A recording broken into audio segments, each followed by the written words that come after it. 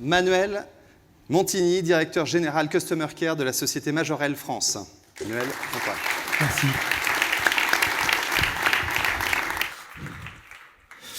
Bonjour à tous, c'est une très grande fierté de commencer d'ouvrir le bal sur l'expérience client pour vous présenter Majorel et aussi j'ai un objectif de vous expliquer comment nous avons modifié notre vision, notre modèle de la gestion documentaire.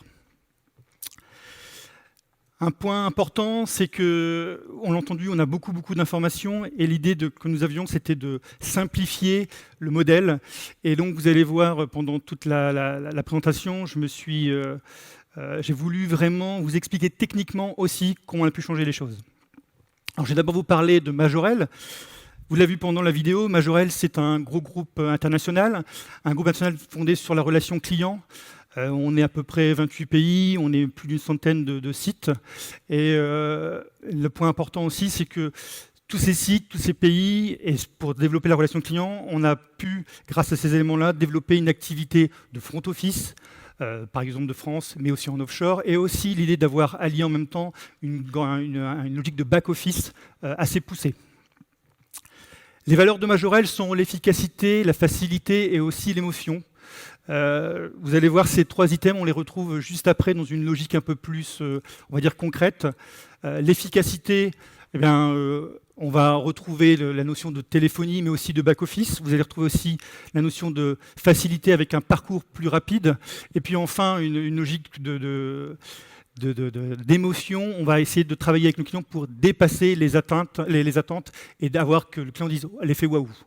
Vous retrouvez un petit peu en vert sur ces slides, vous retrouvez un peu, donc si on part sur plus la logique back-office et donc gestion documentaire, vous retrouvez la gestion du document, le workflow assez classique. Vous pouvez aussi avoir sur cette partie-là, avec un effet un peu plus élevé, les contrats, tout le côté digital qu'on retrouve de plus en plus chez nous. Et puis après, vous avez le troisième niveau, c'est le back-office expert, où là on a des gens qui travaillent la gestion des fraudes, qui travaillent aussi la possibilité de l'octroi, puisque nous avons une délégation pour beaucoup de clients pour l'octroi de crédit par exemple.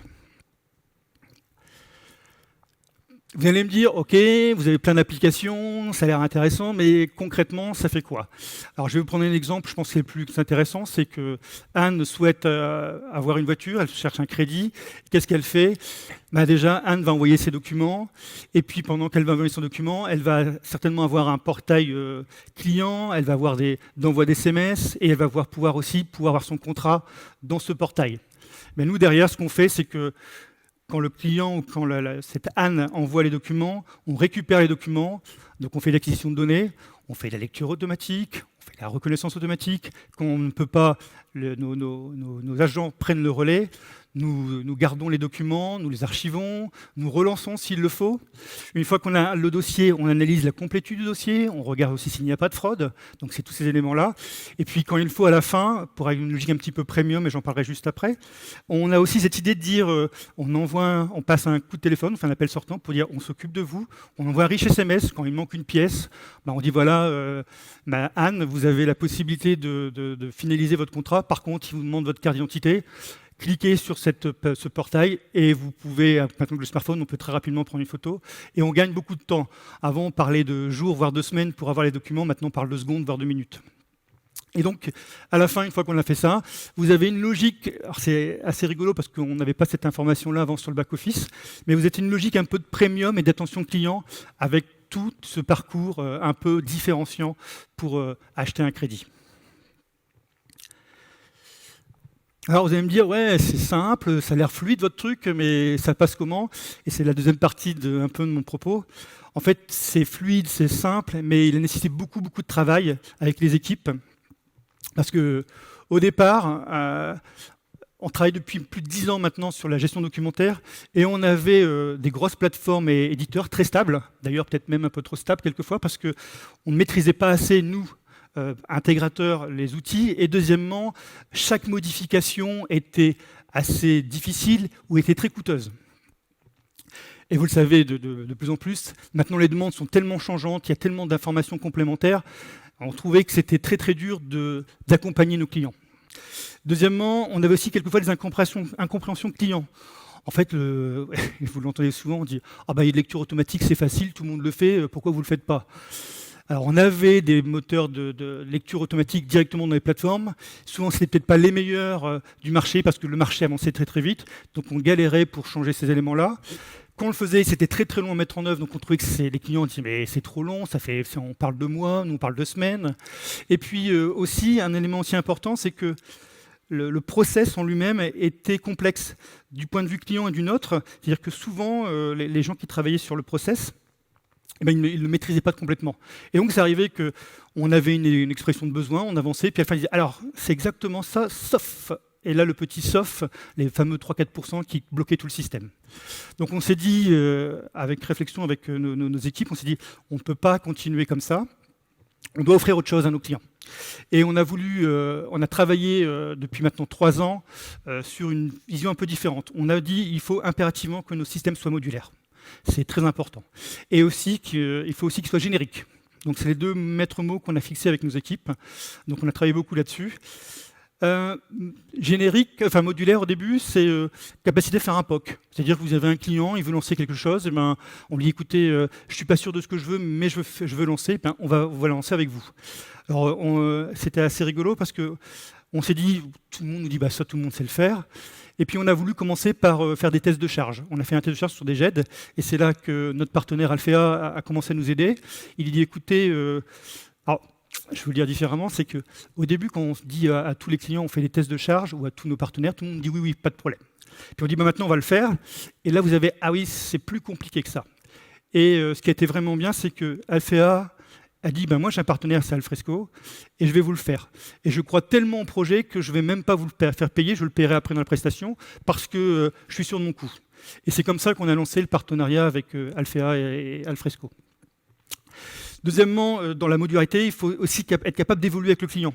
Il y a un client qui dit « je veux de la lecture automatique », demain il dit « je voudrais peut-être faire de l'IA, je voudrais une GED, je voudrais pouvoir faire un workflow ». Donc il fallait aussi que dans la modularité, on soit capable de faire brique par brique. Vous verrez, il y a une notion de brique juste derrière. Et puis aussi dans la généricité, c'est qu'il fallait aussi que le modèle qu'on crée puisse être réplicable rapidement, et puis que tout le monde bénéficie des meilleures pratiques qu'on a pu mettre en place. C'est un élément important aussi parce que là aussi, il a fallu changer un peu le mindset de nos équipes techniques. Parce que vous vous doutez, quand mes équipes informatiques, quand ils commencent, alors on a un petit module à changer, on dit je te fais un petit script et puis ça va aller vite. Donc il fallait impérativement changer les idées des équipes, en disant non, on fixe des règles de modularité, des règles de suivi, et donc on s'oblige. Alors quelquefois on perd beaucoup plus de temps au départ, mais on en gagne énormément après. Pour un peu détailler un peu ce propos, je vais vous montrer après une petite vidéo qui explique ça. Donc on est un peu sur le quoi, et puis après je vous explique comment je l'ai mis en place.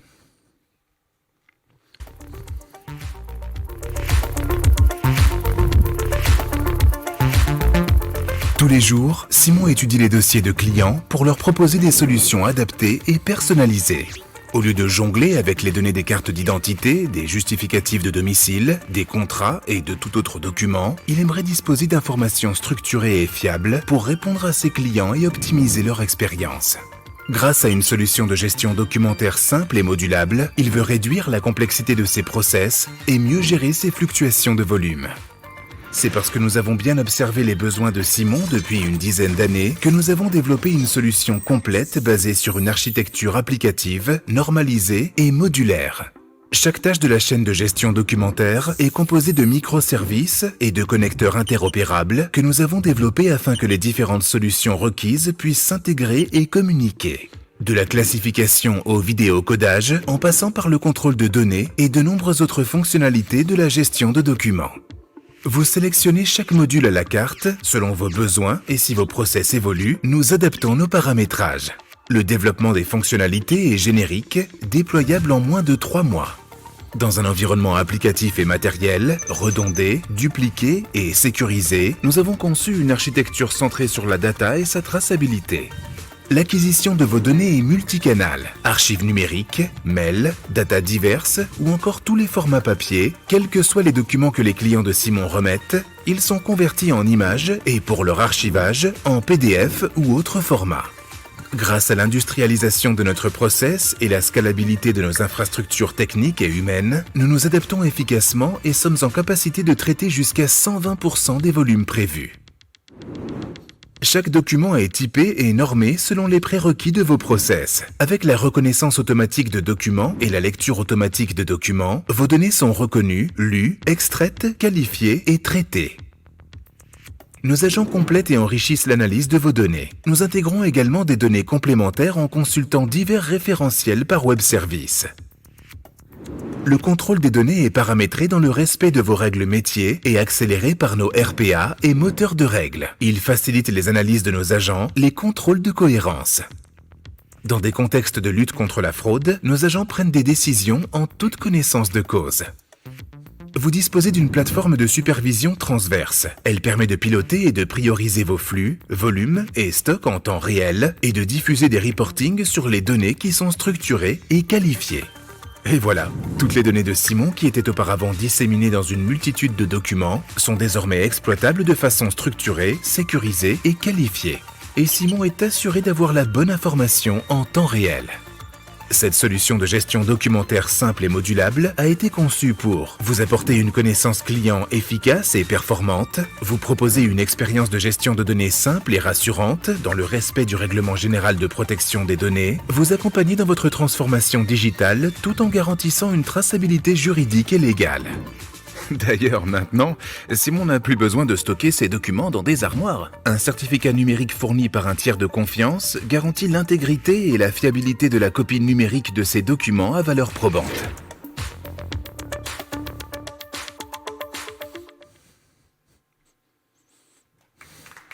Merci. En fait, il a tout dit, je crois que je vais m'asseoir, ça va plus vite. C'est super clair. Vous avez vu un peu le quoi, donc on a expliqué de façon un peu simple comment on a changé les choses. Et là, je vais essayer de vous expliquer un peu comment on l'a fait. D'abord, un point important, on utilise l'APS Alfresco, en fait l'orchestrateur. Vous verrez, on l'utilisera à 2 fois cette APS, mais là vraiment sur la partie orchestrateur. Et donc cet orchestrateur va en fait gère plusieurs éléments. Il est capable de prendre un module de réception de papier ou aussi un module d'envoi de réception digitale, envoi de mail par serveur ou par portail web. Le module après, l'orchestrateur gère aussi le module de classification et de saisie, alors manuel, mais aussi automatique, si on peut reconnaître automatiquement. L'idée, c'est que toujours on peut faire dans les deux sens. On essaie d'abord d'avoir une reconnaissance automatique. Si on n'y arrive pas, c'est l'humain qui prend le relais. Et puis aussi, un point important, c'est qu'il y a un module de moteur de règles qui est sorti. On a fait ce choix il y a quelques années, c'est que avant, peut-être comme certains d'entre vous, les moteurs de règles sont intégrés dans les plateformes. En fait, on a voulu le sortir parce que maintenant les moteurs de règles et les règles clients changent très souvent et on trouvait que c'était plus facile pour nous de les sortir. Donc l'orchestrateur appelle un moteur de règles et le gère un peu individuellement. Le deuxième avantage d'avoir le moteur de règles sorti, c'est que vous pouvez faire une sorte de cahier de recettes très rapide avec le client. Quand ce n'est pas le cas, souvent on fait référence à une EB qui fait référence à un document et c'est plus compliqué. Cette idée-là nous a permis aussi d'avoir une proximité avec le client qui est vraiment intéressante.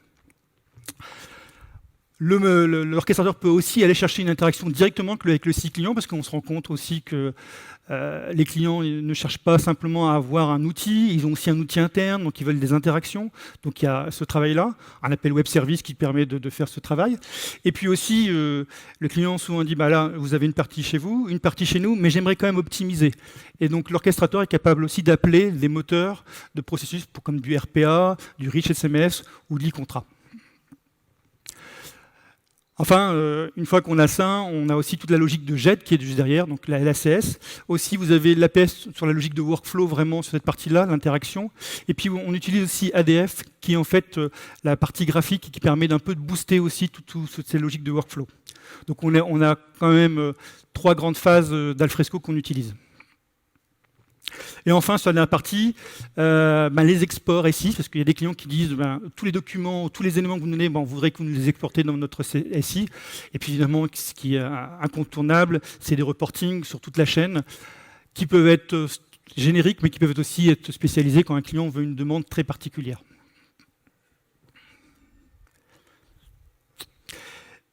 qu'on voulait vous montrer aussi, c'est que sur l'orchestration, on trouvait que c'était important de vous donner cet élément-là. On a souvent, et on l'a fait, c'est qu'on utilisait souvent l'orchestrateur avant en lui mettant des règles supplémentaires, un peu de script, et en fait on le surchargeait. Et nous on a voulu changer ça. L'orchestrateur APS, il est vraiment fait uniquement pour orchestrer. C'est un vrai chef d'orchestre. Donc qu'est-ce qu'il fait? Il va superviser, et à chaque nœud ou chaque module qu'on va appeler, il va d'abord vérifier si, parce qu'entre les données d'entrée et les données de sortie, c'est cohérent, donc une gestion des balances carrées. Et surtout, il y a une supervision qui permet aussi que quand il y a un problème, on peut redémarrer à chaud. C'est un élément très très important pour nous. Deuxième intérêt aussi de cette partie-là, c'est comme je l'ai dit tout à l'heure, il faut qu'on soit modulaire. Donc avec l'orchestrateur uniquement pour prendre les modules, on lui explique, une façon de parler, comment on lui va rentrer un module, et simplement il va le gérer. Donc il y a vraiment cette idée de dire on peut intégrer de plus en plus de modules. Et comme il n'est pas surchargé par des règles, c'est très facile pour lui de suivre ce système. Alors, d'un point de vue encore un peu fonctionnel, comment ça se passe? C'est-à-dire que, par exemple, vous avez un client qui dit moi, je veux travailler avec vous, je réceptionne du papier, donc je voudrais que vous me fassiez une saisie manuelle, et puis je veux être capable d'avoir une GED, et puis envoyer derrière simplement un mail. C'est la première approche, on fait le système, et puis on commence à bosser avec lui, et on fait les tests, et tout va bien. Puis souvent il nous dit, alors maintenant comme ça fonctionne, je voudrais aussi que vous fassiez de la reconnaissance automatique. Avec l'orchestrateur, avec nos systèmes de modules, il suffit simplement d'upgrader le système. On peut aussi après derrière dire, oui, alors moi j'ai la reconnaissance, je voudrais aussi que vous interrogiez mon système d'information. Donc pareil, système d'orchestration, on a tous des API qui nous permettent de dire voilà comment on intègre le système, et puis ainsi de suite. On peut après aller plus loin avec une GED, un workflow sur la GED, parce que souvent les workflows sont plus rapides en passant par la GED, et puis pousser jusqu'à la reconnaissance automatique, et aussi du RPA.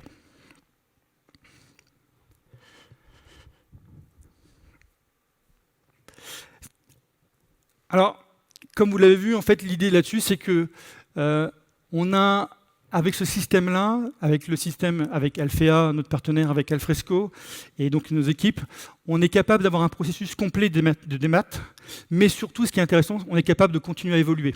On voulait vraiment, je vous rappelle l'idée de modularité, on voulait vraiment continuer dans l'évolution, donc on est capable d'évoluer avec le système. Alors, je vous épargne un peu la partie très très technique. On a des couches à plantes qui après qui sont normées, qui elles-mêmes appellent l'orchestrateur, qui transforme les couches à plantes qui sont des agrégats de tâches en des petites tâches. Les petites tâches après font le load balancer sur l'application, mais aussi pour avoir une sorte de PCA. Et puis après, on appelle des catalogues de services, qui sont des catalogues de services différents. Alors, on peut appeler un certain prestataire pour de la lecture automatique, mais quelquefois on en a plusieurs et on regarde quel est celui qui répond le mieux à une demande de lecture automatique, et on prend la réponse de celui qui nous intéresse. Ce qui est intéressant aussi, c'est que toutes ces solutions-là sont sur mesure. C'est-à-dire qu'un client, il n'y a pas très très longtemps, il y a un client qui nous disait, j'ai mon système, et moi j'ai déjà une lecture automatique dans mon système, comment je fais? C'est pas grave, on fait un web service, on fait un appel, et il vient s'intégrer après dans notre système. On a vraiment cette logique, et on s'en rend compte que c'est de très très important, de plus en plus d'avoir cette modularité. Tout le monde avance de son côté sur de l'IA, de lecture automatique, et je pense qu'à un moment, on doit être capable de tout agréger. Et c'est comme ça qu'on a voulu changer le système, et on a voulu changer notre gestion du document.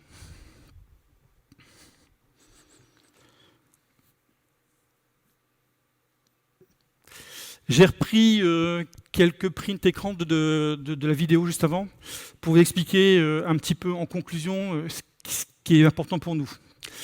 Bien évidemment, on a des enjeux techniques, ce qui, vous en doutez, cette idée de modularité de chaîne, de logique générique, reste un point important. C'est toute une logique d'entreprise.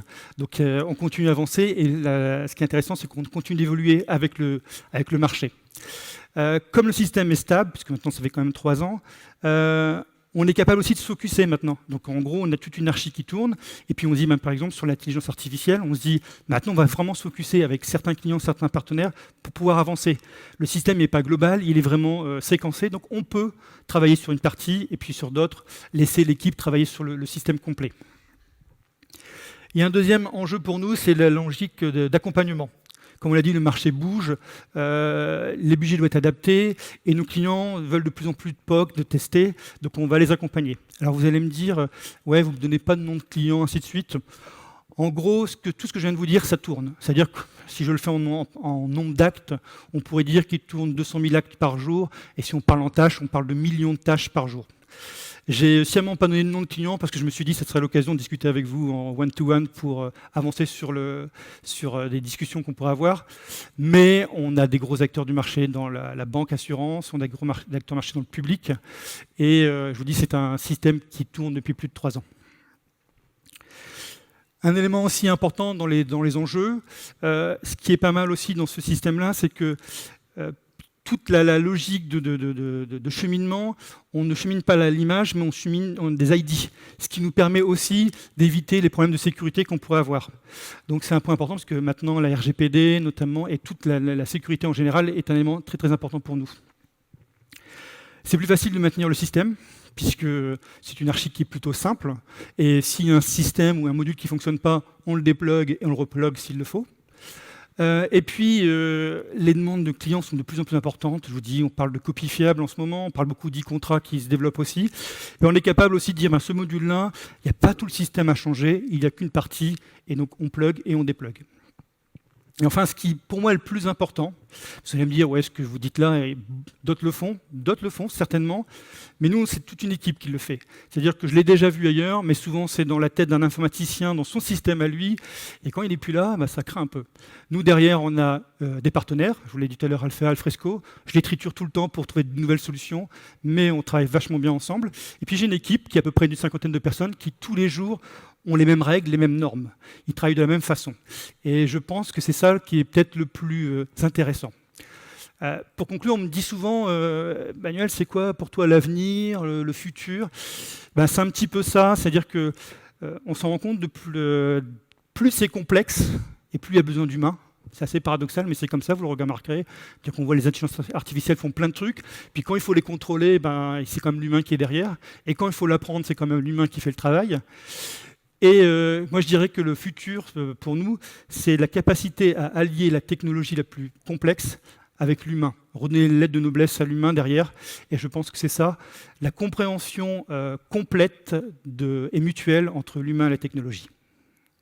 Je vous remercie pour votre attention.